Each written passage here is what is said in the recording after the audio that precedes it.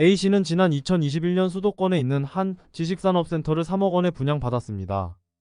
계약금은 분양가의 10%인 3천만 원이었고 당시의 월세 수익으로 150만 원 가까이 받을 수 있다라는 분석에 혹하면서 계약을 한 겁니다.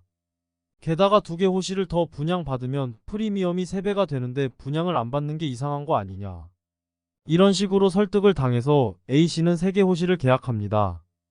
하지만 2년이 지난 지금 안정적인 임대 수익을 기대하던 A씨의 꿈은 결국 이루어지지 못했습니다. 준공 이후 지금까지 계속 공실이 이어진 것입니다.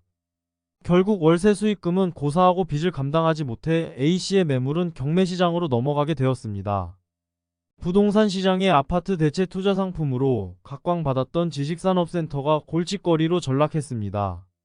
2020년부터 2021년까지 지식산업센터 투자 열기가 불었던 것을 기억하실 겁니다. 그 시기에는 집값이 크게 상승하였고 부동산 투자를 통해 성공한 사람들이 많이 나타났습니다. 하지만 현재 지식산업센터는 투자자들의 무덤이 되어버렸습니다. 장기 공실 문제는 단기간에 해소될 기미가 보이지 않고 고금리로 인해 이자 부담은 갈수록 커지고 있습니다.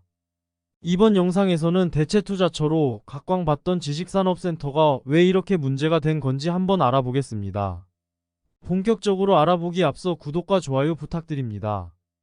앞서 소개한 A씨의 사례를 살펴보면 3억짜리를 70%를 대출받았다 치고 4% 금리를 적용하면 1년에 840만원, 3개 호실이라고 하면 2,400, 2,500만원 정도가 되는데요. 지금은 대출금리가 전보다 훨씬 높은 6에서 7%이기 때문에 세 채라고 하면 이자만 4천만원 가량 됩니다. 월세 수익이 전혀 없는 상태에서는 개인이 감당하기 힘든 금액이죠. 최근 이런 지산에 투자한 개인 투자자들의 피해가 속출하고 있습니다. 지식산업센터 같은 경우 상대적으로 값이 싼 땅을 사서 짓습니다.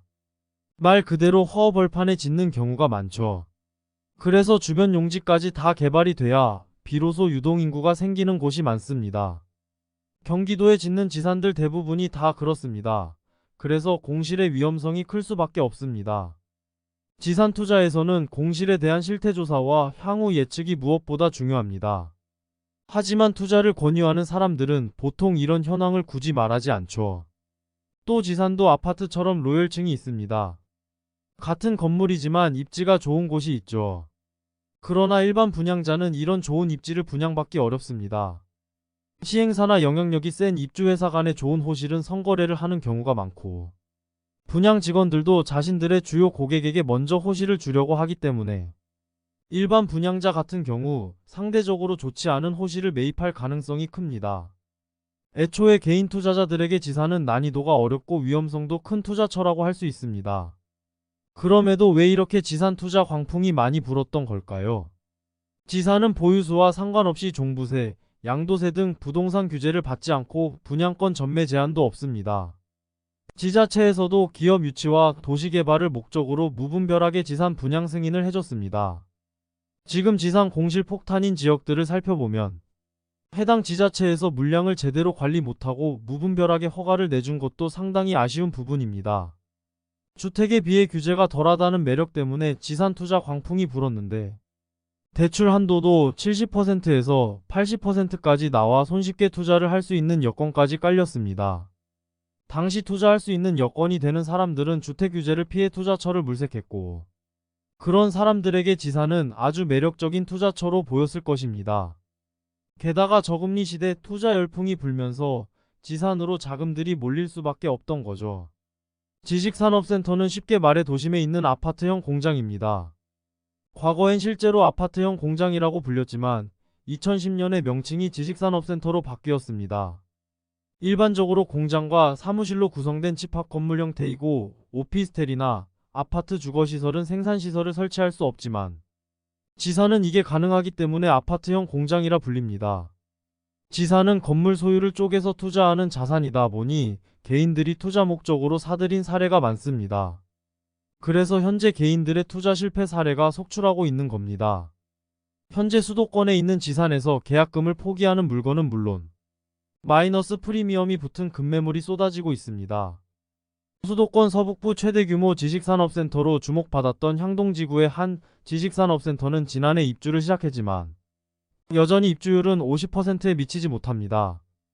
지난 2021년 평당 830만원대에 분양했던 이 지식산업센터는 현재 700만원 초반대까지 낮춘 매물까지 나왔습니다. 분양 당시 완파는 물론이고 프리미엄이 붙어 평당 1000만원 이상에 거래됐던 곳이었습니다. 지산의 거품이 빠지기 시작한 것은 금리 상승기에 접어든 2022년부터였습니다. 기준금리가 오르고 대출금리가 확 뛰면서 개인 투자자들이 부담을 견디지 못하고 현재 매물을 내놓고 있습니다.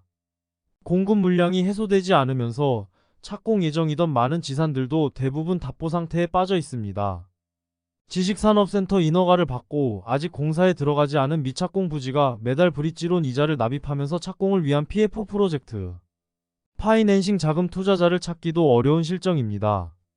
신도시에서는 자족 기능을 강화하겠다면서 지상 공급 광풍이 불었지만 지금은 지식산업센터가 아닌 공실산업센터라는 오명이 붙었습니다.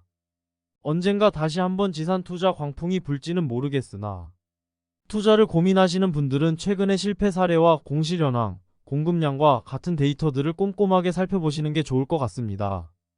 이번 영상에서 지산 투자 실패 사례에 대해서 한번 알아봤는데 영상이 도움이 되셨다면 좋아요와 구독 꼭 부탁드리겠습니다. 감사합니다.